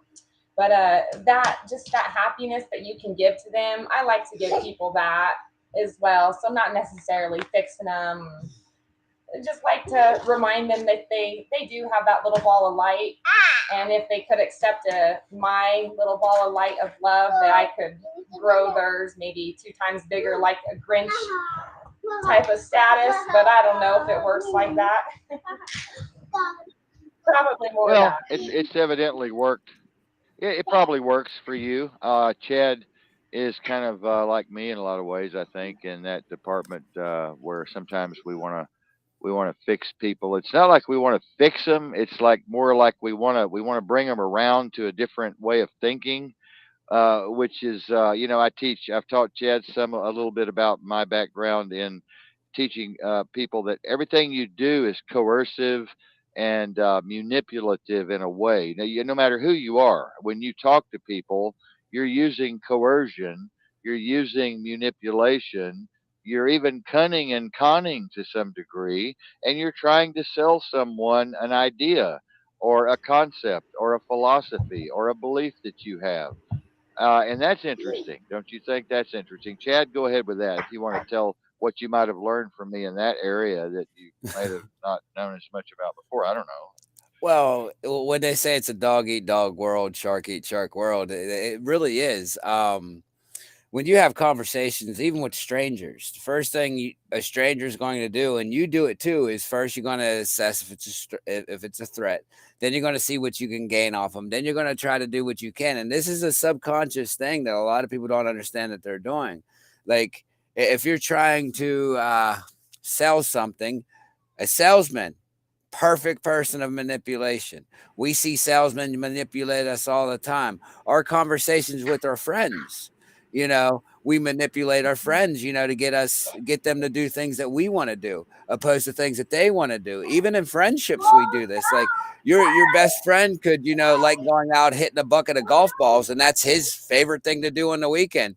But your thing is fishing. So what are you going to do? You're literally going to call him up and try to coerce him to go fishing with you, opposed to going golfing with him, and vice versa. This is how we do it. We are all nothing but manipulators. That we manipulate everything in our reality just by our thoughts and mouths alone. Yeah, and just think about how much damage that can do if you're coming from a very broken place. If you're you're you're trying to sell people your brokenness, you're trying to convince people to be broken with you. I've had people try to drag me down on their level, and you have too, and so I'm sure Sarah has too. People want you to be on their level. They don't want you to be happy, like Sarah said a while ago. I have people ask me, why are you so jubilant all the time? Why are you so just kind of happy and you can just blow through things all the time? It just doesn't make any sense to me. Well, it doesn't make any sense to them, and they don't like it. They want you to be like them. People want you to be on their level, okay? It's a synchronistic kind of thing, and they want you to be on their level. It's a harmonic kind of thing. And you may be way up here, and they may be struggling to get way up there, but they just don't know how. Sarah said it a while ago. They just can't get it. They just can't get it. And they eventually fall off and they're gone, and that is the way it is. You eliminate people. The process of elimination through examination and through communication. Does that make sense, Sarah? You're eliminating people through the process of elimination through access, transparency, understanding, depth of knowledge, talent, experience, background, behavior, attitude. You're throwing all of these things at them. You're pushing your whole persona at them, and they just can't take it. Yeah, that's yeah, and a lot of people have problems too, just kind of doing the self analyzing where they can get so far and analyze where they're having their shortcomings and they're trying to go from here to here to here and they could know some of this in here, but they still can't quite like reach that top to pick them up. And that's more it, I could work with individuals personally, so feel free to come find me if you need, but it's more because a lot of people think about it. You're still thinking about it instead of how did you think about if you're actually feeling it. A lot of people just think about how it makes them feel, and that's a big thing because if you analyze yourself and you still can't get any further, you still got to go into the feeling part of everything, and that's very uncomfortable. A lot of people I notice have chemical responses still, and you could be okay in your head and your body's doing something else, and you're telling yourself to calm down, except it's not cooperating. And it's just the fact of getting through that and trying to recode yourself because you had picked up bad codes from before, and it's really a hard thing. There's all this static in between healing that nobody is comfortable sharing what they've been through because they're so afraid of getting judged. They've already been told that they're crazy anyways. So then when they start feeling crazy, then what are people going to do and say? So it just gets into a fear program, and it's just a big illusion. Like life's an illusion anyways, like you had mentioned earlier. And it just, that's why you got to communicate, just try to be transparent and live in your truth, reach out, love that when you actually get that, you feel it. So if you quit being in self-denial and quit lying to yourself, then it will be okay. It's a lot in your psyche. People psych themselves out, and it's really hard to get through because we've all been programmed too to not to feel that the feelings are bad, Yeah, emotions. Oh no. I may actually be having a session or two with you because of my severe PTSD from my former homicide days and my chopping bodies up days in the autopsy room and my embalming days and pulling little kids out of toilets aborted by 11-year-old girls, via their stepfather in Louisiana. And I may be in two plane crashes later with 10,000 body parts on the tarmac. So, I may be talking to you at some point and see if you can help me get through some of this.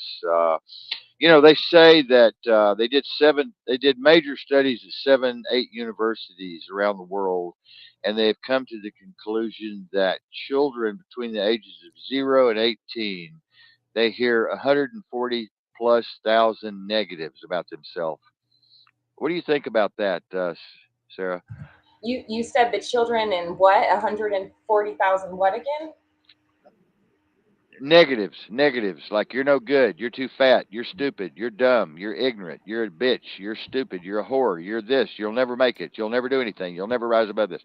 140 plus thousand negatives from 0 to 18 years old. What do you think Oh about that? man, yeah, that's the world of hurt. That's really struggling for quite a few years to even want to even pull out of that, if you can even realize that you do struggle with self-love. A lot of people don't even realize they struggle with that, let alone know how to take the steps. So realizing it really is the first part, that you're not truly fully doing that. But how could you, when you were taught from a young age that you're basically a worthless piece of shit? Even if you try to do something good for yourself, I mean, your body is going to chemically kind of wig out too at the same time. And yeah, Yeah, that's pretty hard. That's kind of deep. Chad. Yeah, it is. Yeah. Um, It's amazing to sit there and think there's that many negatives that a child gets to see, and that right there should tell everybody what's going on and why these children act the way they do, and why they think the way they do, and that alone, over 140,000 times somebody's told that they are worthless on a multiple different level. Why else wouldn't they think that they're worthless? Why else would they not even want to do nothing? Which makes sense because there's no drive in kids today. Kids don't have an imagination anymore. Kids don't have a passion anymore. Kids would rather just sit on a video game to where they get some kind of dopamine hits or sit in front of a computer screen and get the dopamine hits than going out and actually learning life and being around people and enjoying this great planet that we actually live on, that we could make it great, like it could really be a great place for us. But yet they're trained to despise the world with all them negatives is what I see. I mean, I would hate something that tells me 140,000 times. I'll tell you, I won't like it. I'll tell it to go, where to go. Put a bullet in your head or Now, something. now the study was done with some very advanced algorithmics. It was done with some very advanced calculations and analysis through artificial intelligence. And it wasn't just being told that you're bad or you're stupid, but it was negatives coming in, negatives, negatives, negatives, negatives, negatives, negatives. It's everywhere, even with us, you and I and Sarah. It's everywhere. I mean, we could just turn the TV on and it's negative, negative. 1,000 people died here. A level 5 tornado hit here. The Earth's going to crack open in Montana. Yellowstone's getting ready to erupt. An EMP's coming. Nuclear war is on the way. North Korea. It's like you know. And if you let all this shit come in and you keep it, Sarah, I knew what Sarah was going to say. If you keep all this shit in, it's going to explode.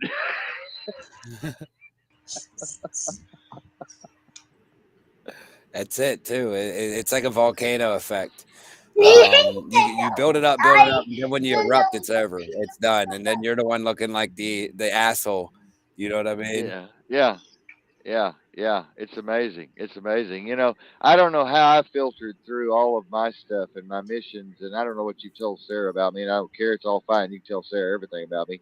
She's, as far as I'm concerned, she's one of the inner circle now, and I don't say that lightly. Chad will tell you, I do not say that lightly.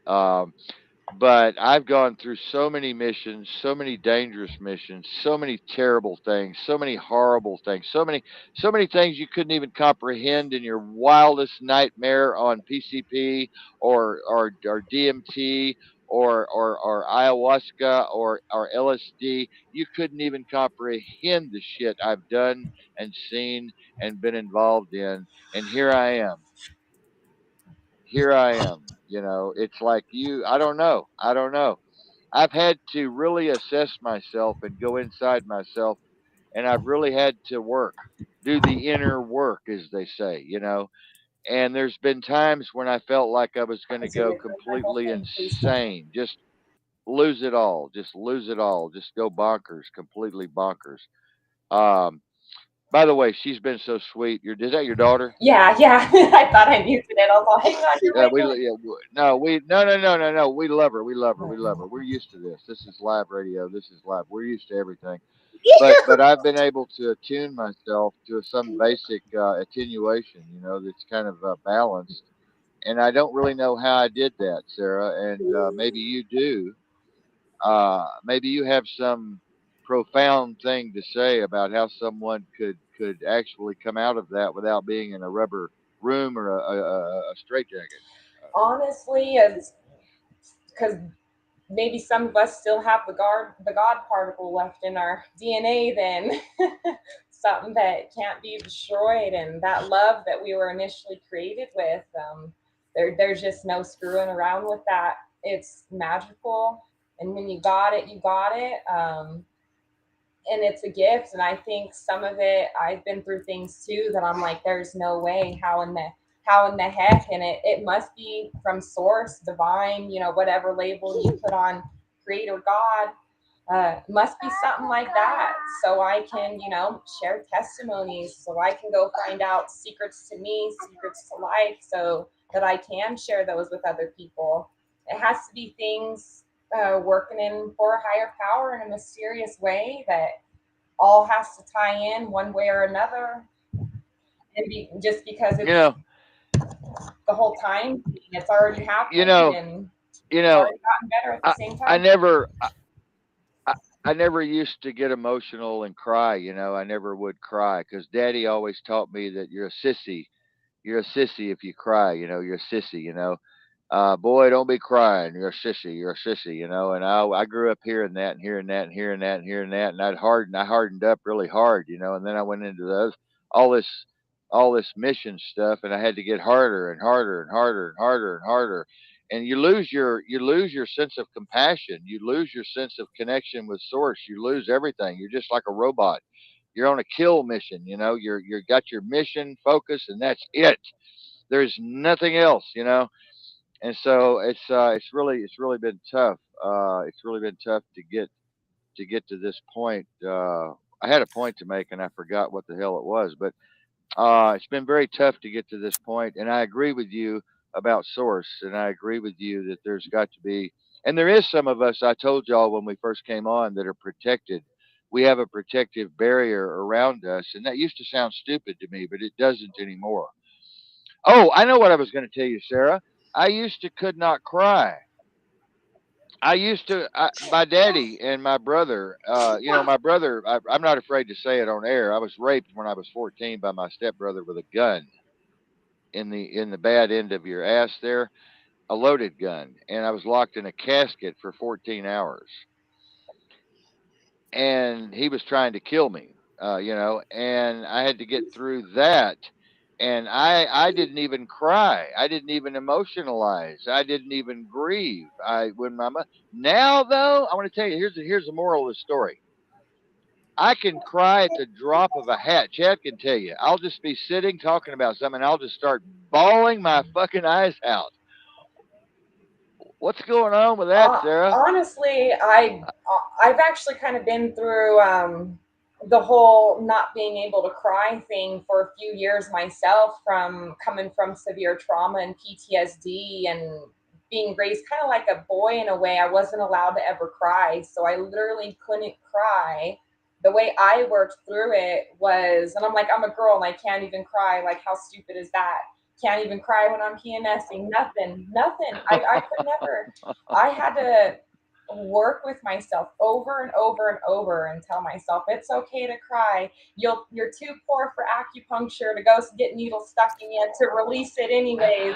I, Over and over, I had to tell myself, and then eventually I started being able to more and more. So now that if I think about that situation, I could cry about it. But before, I literally had such a block of my, I guess, chakras and everything in my field that my physical body just wouldn't do it, because I guess I went into such survival mode back then that my body was so afraid of crying because what it represented, that I would just never do it, and have to Yeah, recode it. yeah, The human body's crazy because you have your emotional body as well that you can't see, and your spiritual body that you can't see. Whether you think those are two separate or the same, it doesn't matter, but you still got a right, physical and a right. I spiritual, agree. and it's weird how it Yeah, manifests. uh, yeah. Chad, what about you? I noticed I brought you to tears almost one day, and I was checking you out, and I was talking about something. I think I was talking about something. I don't remember what we were talking about, but you got all teared up and you were about ready to blow up. How's your emotional level there, and how long has it been since you felt that way, or were you easy to cry before, or what? Nah, when I was younger, like crying wasn't even a thing. As we've talked, I come from, the youth military camps, being forced into it. Real men don't cry. Rub some dirt in it. That's what Yeah. it was. And then, after I had my breakdown, might as well say in my early 20s, my mental breakdown, as you would call it, resetting my whole mind to real life and being able to grasp everything that's happened to me and be able to connect with myself and search for myself. I came very emotional. And it's hard because even when like I see things that Kyler talks about, or Michelle, or Michelle is one of my friends, and Sarah even talks about, I connect. It's weird because it's like I connect. I can feel that energy, and there's times I can't even help it but to cry. I think of one subject and I'm bawling like a little kid again. It just makes no sense how we change, like almost like those scars, have made it to where we couldn't see what was really happening. And now that the scar has finally wore away, it's just a floodgate of emotions from that scar. Well, there's two things that are very healing in this world, and it's total insane laughter and just true sorrowful, real crying, real. You know what I mean. There's two things: extreme laughter, like on the movie where the guy committed suicide, but he was a great comic. He remember the clown. He dressed up and went around the kids in the hospital, and he was Patch always Adams. doing stuff. Yeah, Patch Adams. And so that kind of laughter is healing, and they've proven now that laughter is actually releasing hormones and releasing chemicals in your body and getting rid of toxins out of your body. And they've also proven that crying is releasing through tears. They've analyzed tears and they found toxins that are beyond high levels of deadly high levels. And your body's releasing all of that. So it's wonderful to cry and it activates parts of your brain that are healing. So I just wanted to mention that to everyone out there who's had trouble crying. Uh, Practice crying. Go to church. Go to a Pentecostal church and listen to some good old gospel music or something. Whatever it takes, whatever turns you on, man. You know, Learn to cry. It's okay to cry. And anger is the worst killer in the world. I'll say that before we go off air tonight. Anger is the worst killer of relationships. It's the worst killer of cancer, of cells in the body. It causes cancer. It causes brain disease, neurological diseases of all kinds. It can even cause blindness. Yeah, your visual cortex. Anger can affect your visual cortex. And it can cause intestinal problems, all kinds of problems. And so try to stay away from anger, y'all. Try to stay away from anger. I know it's hard. I know it's hard. I used to be one of the meanest people in the world. I used to have one of the worst tempers in the world. I told Chad that. I used to have a dangerous, dangerous temper, and it just went away. It just vanished. And I've never been a Bible thumper, and I've never been a Christian, and I've never been all that religious stuff. But I ask God to please, please, please, please take this away from me. It's killing me. I'm stupid. I'm crazy. I'm ignorant. It's just killing me. And the next morning I woke up and poof, it was gone. And I mean gone. And it was the same with drinking. I quit drinking the same way, you know. And I've never done drugs except basic stuff. But I've never been a drug addict or anything. But Source, Sarah mentioned Source a few times tonight, and I do believe that Source is there for us. The quantum field is there for us. And I do believe that whatever you vividly imagine, ardently desire, and enthusiastically act upon and walk into will come to pass. And with that, I would like to say thank you, Sarah, for being on with us. We love you very much. Marion thinks you're beautiful. Our producer is looking at you. She thinks you're beautiful and so intelligent and so much wisdom. And you're just a perfect personality for radio. I don't want your head to get all big now, okay? I don't want you to get all, okay? Yes, sir. But you are. You're perfect for radio. You're perfect for this place. And I welcome you back. And Chad welcomes you back. VIP, anytime, any night. You're our co host, kid. Chad, thank you. Love you. Love you. You guys take care. And ladies and gentlemen, all over the world, we will see you again tomorrow night, same time, same channel. We will be moving to OBS tomorrow night, which is going to extend our reach tremendously around the world. And we love you, all of our fans and supporters, and all of those who have stood beside us all of this time, these many years. 5,050 shows later, 5,000 plus shows later, 19 years later, 66 years for me, cancer times two for me. Here I am dying again. But who cares? I'm here, right? And I told everybody tonight, and I talked to one of my beautiful, beautiful black friends tonight. She's 70 something.